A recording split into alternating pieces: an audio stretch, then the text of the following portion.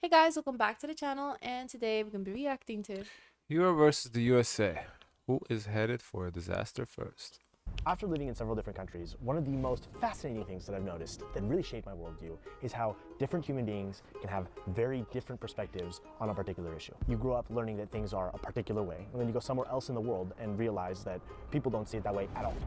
World War II, for example, was utterly devastating for Europe, but it was kind of the perfect storm for the US to pull itself out of depression and end up becoming a world superpower. The US didn't. Okay, I don't know if anybody in the US thinks World War II was a good thing. When I went to school, what I learned is that it was good for the economy. Right, that part I understand, but no, I don't think nobody thinks, oh, it was a good thing. Oh, it was worth it, for World War II to happen so we can get the economy back. I don't think anybody feels like I feel, that. I feel like that's what they taught us. Really? Like how I was taught to understand is like war is not a bad thing. It's truly beneficial to grow the economy and get people to have jobs. It was also good for the women too because if the men were abusive, they were overseas fighting. And then the women became more independent and they started to work themselves because they needed people to work the labor market. All I, we heard of like people, of course, is not good for people to die, but there was also a lot of many benefits that we were What taught, the fuck? especially when have it to comes do for like women's mobility in society because now they have to hold down the household and they were able to work because the No, men I mean, went, I get all that, I understand, but to think that it was good? at least in the perspective of the US. the rebuilding that Europe did after the end of the conflict. So depending on where you were in 1945, you were either exhausted and wiped out, or you were in a position to shape the new world order. Same war, completely different outcomes. And there's always more than one perspective on an issue. And we know this politically, there's a left and a right. Government and Donald Trump, sir.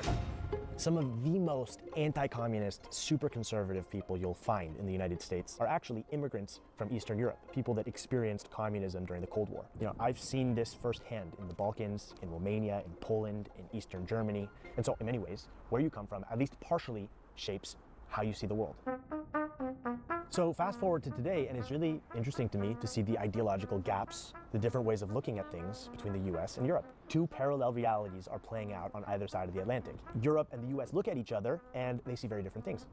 As an American, you can either see it as a creaky old continent that is sagging under the weight of its aging population and bureaucracy and slow-growing economies, or as a refuge from the hyper-capitalistic hamster wheel that is the US. Europeans look at the US and either see a highly erratic, highly polarized, overly caffeinated playground for billionaires to trample over the masses that's undergoing a culture and gender war, or a land of opportunity, innovation, hard work, efficiency, and better salaries. And so my question is, how did we end up here? How can we look at things so differently? That's not what I got from the title. Who is headed for disaster first?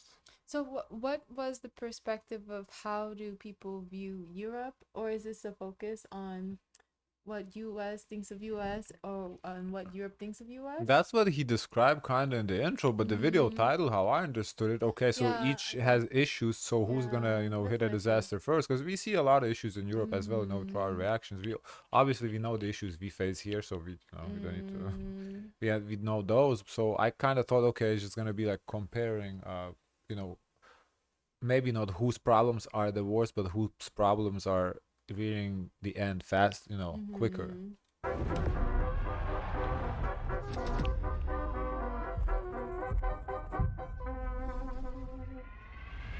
In the last episode in this series, I established a sliding spectrum, if you will, a dichotomy through which you can look at a particular society.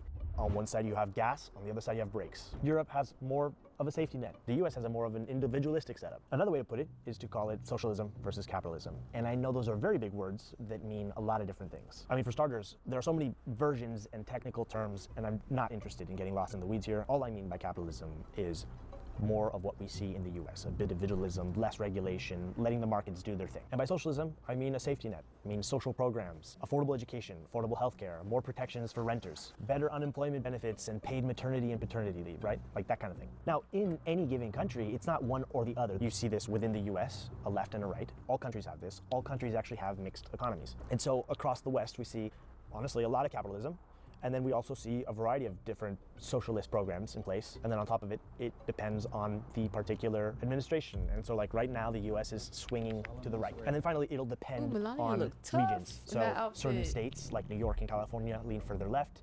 States like Texas are further right. Same sort of deal in Europe. Western Europe generally has more social programs than Eastern Europe, for example. And so the question is, how do we end up here? Why are Americans more aggressive, more risk-oriented, more In willing Eastern to Europe, they don't have much social programs, would you say? I don't know. Never had to deal with one. I would think there is. Can't compare how it is, like Because like for like France. school, Yeah, we got free healthcare, education. Yeah. for Free people healthcare. who are homelessness, addressing We don't homelessness have issues. homelessness. So I don't know how this is different from the West per se in terms of social aid that is available. I I know. As I said, we have free school, free Yeah. healthcare, no homelessness really. So I don't really. I don't know. take on personal debt.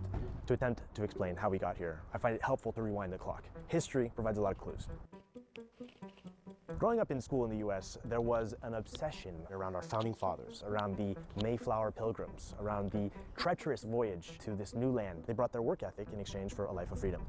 Then you had the California Gold Rush, the Oregon Trail, these dangerous journeys even further out west to basically steal from, remove, and kill the native people, and then build and become rich, braving sickness and testing death. White nationalism, in the form of an idea, manifest destiny, fueled this drive to take over this continent. The idea that America is exceptional Yeah. and that this is almost like a divinely ordained mission. Yeah, right? that's Like what this we is were God's will. taught. If it's Manifesto destiny.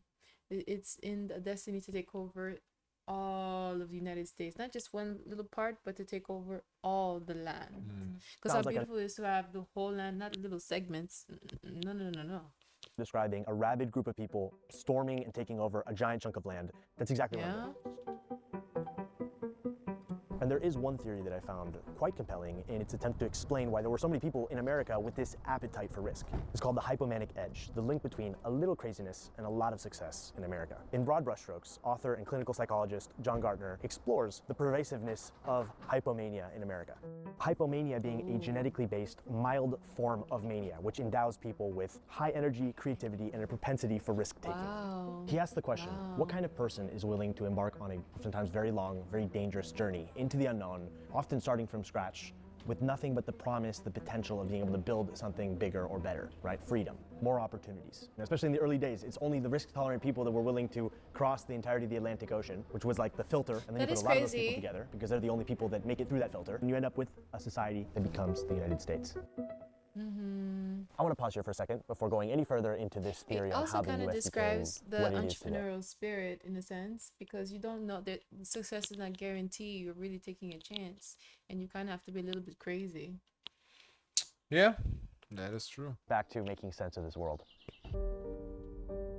So now you have a society that's built by people like this that are going to further create systems and a culture that's that is true. oriented towards this. Some of the examples in the book include Andrew Carnegie, Alexander Hamilton, Henry Ford, and more recently people like Steve Jobs. It's a state of elevated mood, energy, and activity levels that is less severe than full-blown mania. Unlike mania, hypomania does not cause severe functional impairment or psychosis, but it can still lead to risky behaviors. It can also lead to increased irritability and agitation, being easily frustrated and impatient, hyperproductivity, racing thoughts, enhanced creativity, distractibility, impulsivity, and poor judgment. It's a very potent cocktail of different character traits. So while it does often feel like the wheels are gonna fall off this bus, the bus that is the United States, this fast-moving thing that is careening towards potential disaster, always pushing for bigger extremes and more, threatening the fabric of society, constant disruption and innovation, I recognize that there's a part of that, a small dose of that I cherish as an American. Risk-taking has shaped my life and is a big part of my life philosophy. It has led to some of the coolest, most beautiful, richest lessons and experiences of my life. Maybe it's part of being young,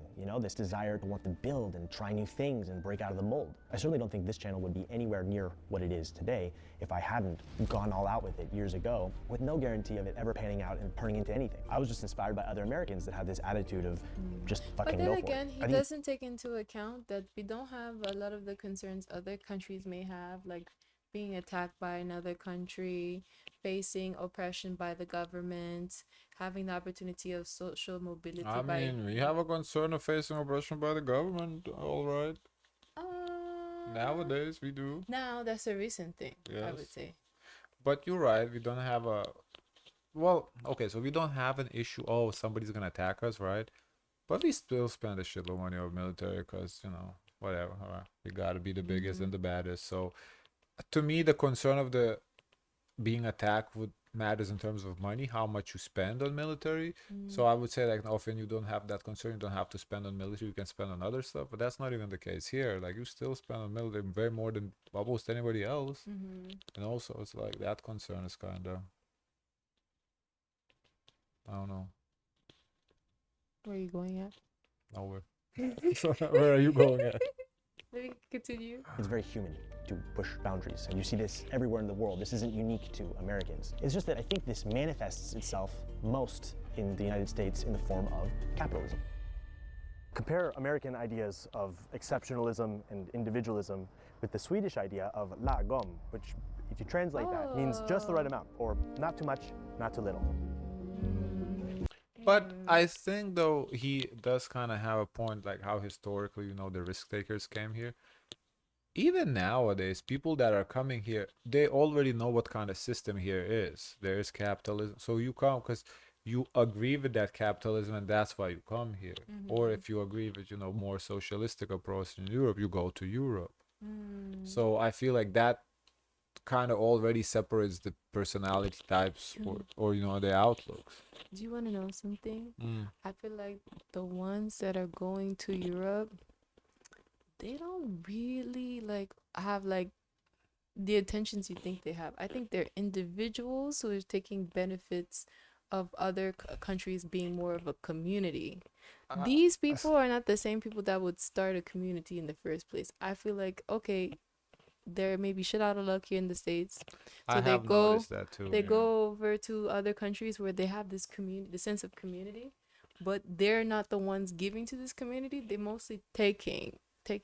I have noticed that through And reactions that's why too. the people, they kind of feel and sense that, and they create a tension Yeah. between locals. Not saying like every American that moves to Europe has that intentions, but a lot of, well, not a lot, but some Americans we have reacted to that move to Europe, do these videos, oh, Europe versus America, whatever. Intentions are not the best. No. Not always. It seems like some intentions are to take a little bit from Europe, not to necessarily give or even just live. Like just come in and be part of community, just live. It feels like it's not always the intent is to just be part of the community, just live your life there. It seems like they want to take advantage, make money, maybe even doing YouTube, because it's just seems like a very popular video type. It's like, oh, Europe versus America, like very polarizing nowadays, especially because of politics. So a lot of people watch it, and it's just always different people saying the same things, but it still gets views. You get paid, so I get it.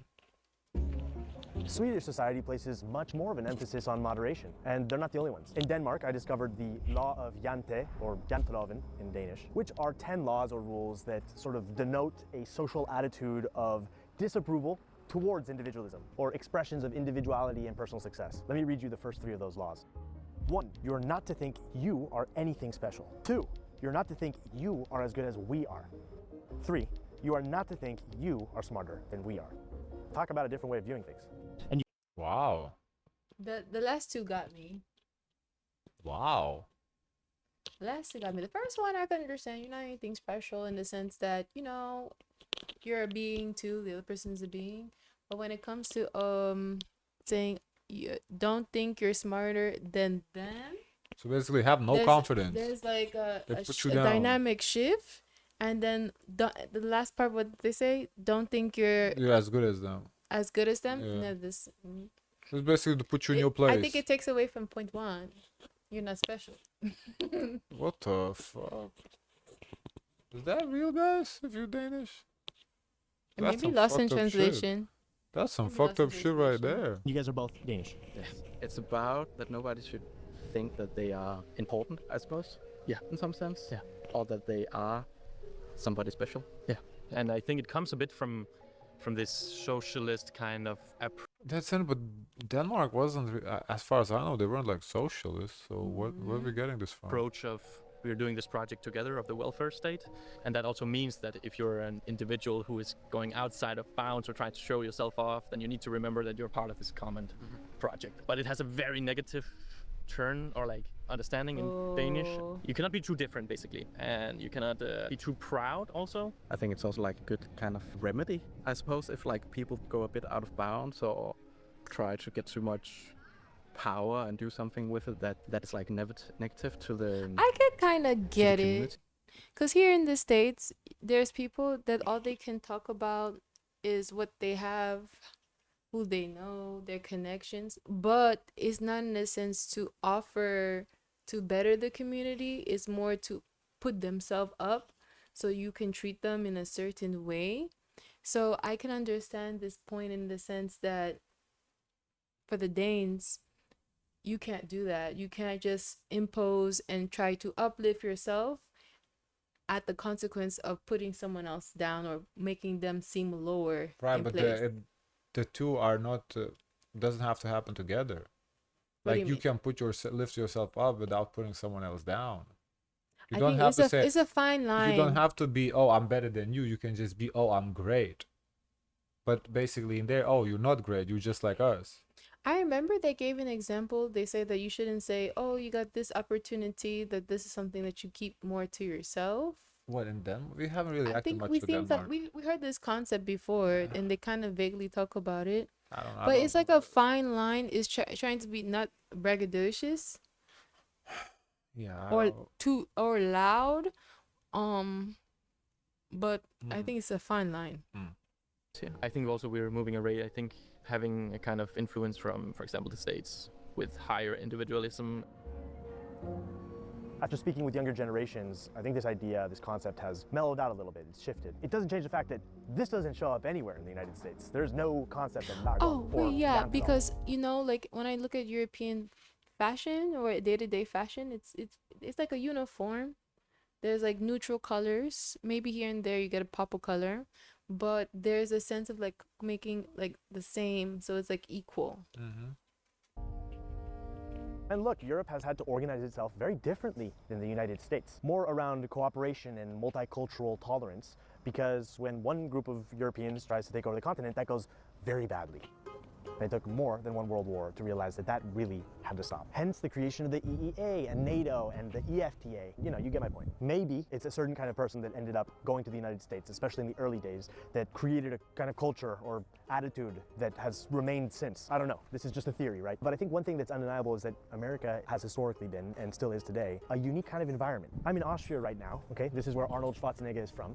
But of course, being someone who is as extreme as he is in a fringe sport, America was like the Wow, perfect the place waist for him to was go. The thing that's snatched. concerning, The the thing that I think a lot of gods. people are afraid of, is that it seems like it's never enough. This is an insatiable appetite for more, and it never ends. These hypomanic tendencies, they keep pushing the limit. How far are we going to take capitalism before it breaks? And now we have a deeply divided country with billionaires cozying up to the current president. That is so meme coins being interesting launched because left if you and think right. of like Arnold Schwarzenegger, I think he's an outlier because to even want to desire this kind of physique, this is outside the norm. And then for him to where he ended up to moving to the States and growing in like political power, star power, there's like you see these outliers that pop up. Yeah, but that's why, as I said, you kind of move to the States because you wanna that opportunity, I guess. You know, because in Denmark, there's no opportunity. Everybody's equal, apparently. Right, scamming people. And it does feel like the bubble will burst at some point. But when? They say that the reason there's still a British monarchy and not a French one is that the British understood that you have to give back some of the wealth at some point or else there'll be a revolution. I say this because I yeah, I do agree. wonder if the imbalances of American Yeah. society are reaching a tipping point. When does it Yeah, become wow. too much? We're living in times where there's such loud displays of luxury and wealth that it's difficult to ignore. It does feel like the US always has to be expanding, and that's why we're hearing about the Panama Canal and Greenland and Canada as an American state. Because if it doesn't have something to eat up, it's gonna eat itself up. It'll cannibalize. And I think maybe this is why we're seeing such a divided country. The US needs somebody to bully. The Europeans used to be the pros at this, but they've handed over the mantle to their younger sibling. And so what we have now are billionaires Really? racing each other to What? He said that Europe passed it down to. Well, yes, all the States. empires, you know, the colonialism. Oh. get to Mars first, because the Earth is just not enough. We're sort of destroying the Earth in our rush to get off of the Earth. So while the US feels more than ever like every man for himself, and it's careening towards the future, and I'm not sure that this is a future that we necessarily want to rush into, Europe feels very different, and I don't know if it's because it has less of those hypomanic tendencies, but it feels a little more tempered. Is it because all I the don't know. hypomanic The people people left are and went to the upset US? too. They have wants. They have, needs. They have like a physical safety. They want to protect themselves too. In Europe? In Europe, yeah. I don't know. Europe has different problems. It's aging. I'm not just talking about the architecture, I'm talking about the demographics. More and more older people and less younger people means that there's more strain put on the social security systems. Who's going to pay for it all? And especially with debt continuing to balloon, this also feels like a system that might go bust at some point. So who's going to pay for all of this nice stuff? All these safety nets and social programs. The US is certainly not any better with regards to debt, the debt situation, but the US does have a very robust economy. It has the world reserve currency and also a younger demographic, so it's in a different situation. A couple of years ago, French President Macron sought to raise the retirement age in France from 62 to 64, and this is because they're running out of money. Like, this is totally unsustainable right now. And for the record, that's still Imagine you thought, okay, I'm going to retire at 62, you're The people 61. fighting. Ooh, The one people more gonna year, and they fight. say, no, 3 more The years. people gonna fight. Oh no, I need my money a now. younger age than the retirement age set in the United States, in a country that has a life expectancy that's much higher than the United States. Now, this was an immensely unpopular thing to do. The French hate Macron's guts. There was all kinds of protesting happening. I totally support people's ability and freedom to express themselves, to protest, and I love the passion. But I watch these protests not fully understanding how people think this system is going to get fixed. While Americans live to work, the French work to live, so this was tantamount to being told you have less life to enjoy. I respect the French and their priorities. I really do. There's so much more to life than work. And it's easy to get caught up on worrying about GDP growth and productivity and blah, blah, blah, when in reality, who gets richer? It's always just the rich, right? I just don't fully understand the logic because these systems cannot continue as they are. They're not financially sustainable whatsoever. I guess it's maybe the American in me who grew up never even thinking I have something like this to count on, but I don't see how any of these systems are going to survive by the time I'm retirement age, which is decades away. I mean, the world is changing so quickly right now with AI and humanoids and like who the I've fuck been knows hearing what else. that all my life, and I feel like they've been telling us this information so we prepare ourselves. What information? That we may not have Social Security, we may not have Medicare. Like you're gonna be Oh. on your own. Is in the pipeline. It's hard to see how any of these systems are going to last. I just don't think there will be any money left when I'm retirement age. I point to Macron, who, by the way, I'm not defending. I know that he's an insanely unpopular president. It's an easy example. In reality, though, a lot of Europeans are dealing with similar issues. There are actually countries in Europe that have even more serious demographic problems, like Germany and Italy. What did Maybe they this say all makes me about a person like Jeff Bezos? If he doesn't pay Social Security. Well, social security tax is deducted from salary, right? If Jeff Yeah. Bezos he's not drawing much salary. So if he is drawing salary, his regular salary that regular people make, like 80,000 or something. So he's paying a little social security, but that's it. Mm. So in money you make off investments, it's not, you don't pay social security on that. Oh, That money is taxable on capital gains tax or whatever, but not on social security tax. I see. Sound conservative to Europeans. I definitely think we need some of this stuff in the United States. With so few social programs in the US, it does make it feel like the American dream is less attainable than ever. In the meantime, we're here now, right, in this like insanely fast changing and fascinating point in history. I think it's really important to remember that humans always like to predict the end of the world or the end of civilization and have been doing so for But millennia. at How the many of same those time, for them saying, "Oh, you may not have Social Security, you may not have this, you may not have that," it's not that easy to just get rid of policy. Like that's the thing that's a caveat to the United States, where change is not as quick to be made. Yeah, There's time and a law that has to happen. right, like for the policy to get passed that all Yeah. remove social security, yeah, I don't think that will ever happen. Mm-hmm. Having said that, though, at some point the debt is gonna burst. The debtors are gonna ask for more for money to get paid, But and that at that remember, point is gonna that the shit is gonna go to shit. I don't know because what they're gonna do. China has a lot of these bonds. A lot of I other don't country know. has these bonds. I don't think they're gonna just give it up. They probably, continue the cycle. It's just something that just, accumulates. I honestly I don't know.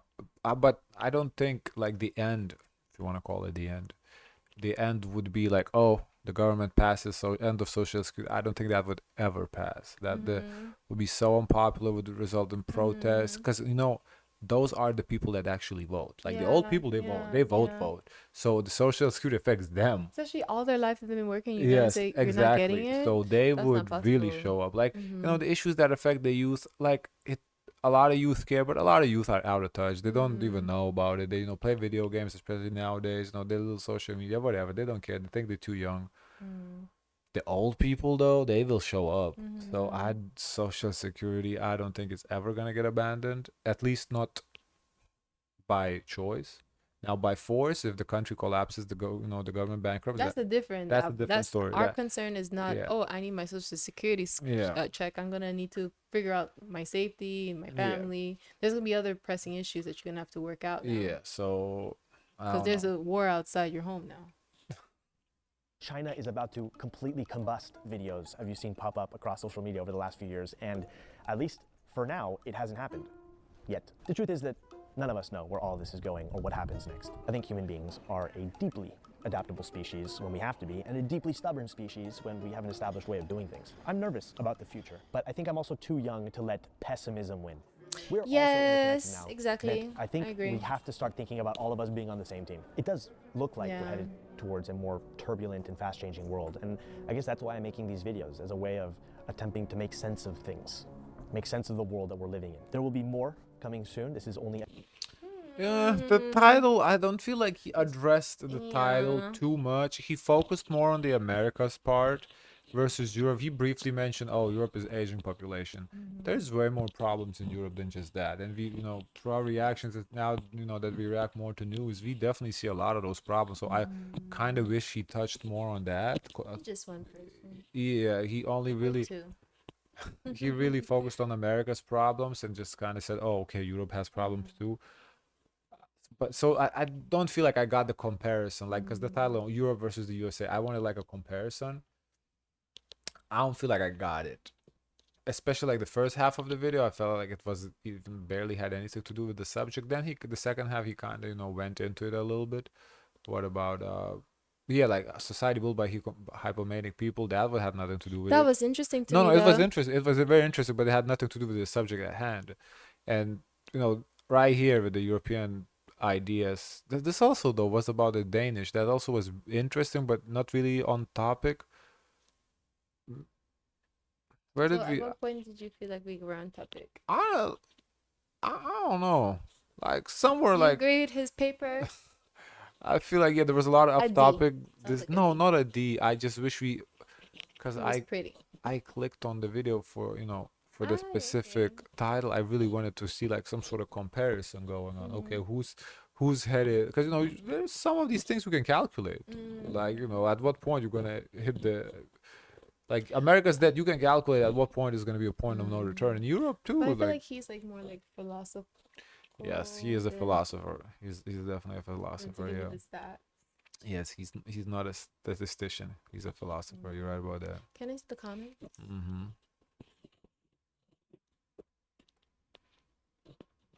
I know you said that you don't want to go too deep in terminology, but it's important to mention that Europe isn't socialist. It's a social market economy. It's still capitalism, but with more regulation and social programs, like you said. Socialism, though, is a different economy in which capital itself is shared with groups and worker CEOs. do own the capital in Europe, they simply pay more tax and have to conform with some of the Mm. stricter regulations. But in the perspective of an I mean, American, it's pretty like socialist. this I call it socialistic because I knew it wasn't socialism, Yeah. but it's definitely on this. It's not The fact straight that up you have to pay capitalism. high taxes and you have a lot of consideration to social care, social Yeah, health, yeah, that and puts like you more. we're not saying that in a bad Yeah, way. that's It's just good. that's how it is. Yeah, Yeah, linking Europe to socialism is a in lot of and of itself regulation. such an American thing to do. Oh, yeah, he's American. Somebody who lives in, I feel like society there is heavily shaped by social media and expectations.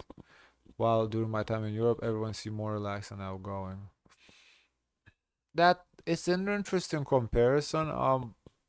Where you live in America, I think also depends. I think if you live in a city, Yeah. definitely this statement is true. But I think if you go, because Europe is a lot of non-cities and not necessarily rural, but maybe small towns. I think here in America, if you go to a small town, I think it's gonna be that relaxed and outgoing vibe Yeah. like Europe. But America is a lot of cities, a lot of big cities. So in a city, this is definitely true. I feel like I'll fit in the small town vibes. I'm pretty chill. Yeah, well, I come from a small town. I like small towns. I don't really like the cities. So Mm, yeah. I can manage myself in the city. Socialism is when safety nets. I just a lot of Europeans are bothered by that socialism comment. Yeah. Well, Europe that's isn't it. Well, socialist. yeah. Yeah. He's American. This is okay. This is misleading. As an American, I grew up thinking it was this simple too. Then I started thinking, most European countries are market economies of one gradation or another. Many are even less regulated or freer than the U.S. The Economic Freedom Index shows how free many of these socialist European countries are. Even the poorest poster child of socialism to the American left, the Nordic countries have freer capitalist system than America does. The difference is that European states tend to tax incomes at high rate and starting at lower levels of income, and in return they provide important social services and public goods. I mean, yeah, sure, but they also that's not really helping them. They're running into a problem where they're not gonna have money to pay for the pensions. So what that's good for? Like that's not a solution either, though. Like I wonder if they ever have been in a position where they say budget cuts on social health policies. they will have to. They're Yeah. approaching that point. They're approaching that point. They will have to cut social services. So basically, what's gonna happen is the company's gonna pay higher taxes, but there's gonna be less services. So now it's Ooh, gonna that's be bad. America's type of services, but the taxes are higher. Oh, that's bad. I'm exaggerating a little bit. Maybe it will not reach American type of services, but the services are gonna deteriorate, but the taxes are gonna remain higher, or maybe even raise taxes because they need to make up for the lack of population. The population is a serious problem that politicians don't want to talk about. I don't know why. It's gonna affect us. It's not gonna affect the politicians. Maybe that why they don't want to talk about it. It's not gonna affect them. Probably. Yeah. It's gonna affect us. Yeah. Okay. Guys, of course, let us know your thoughts. Don't forget to like, comment, and subscribe. Join the Discord. And as always, share as much kindness as possible. Bye.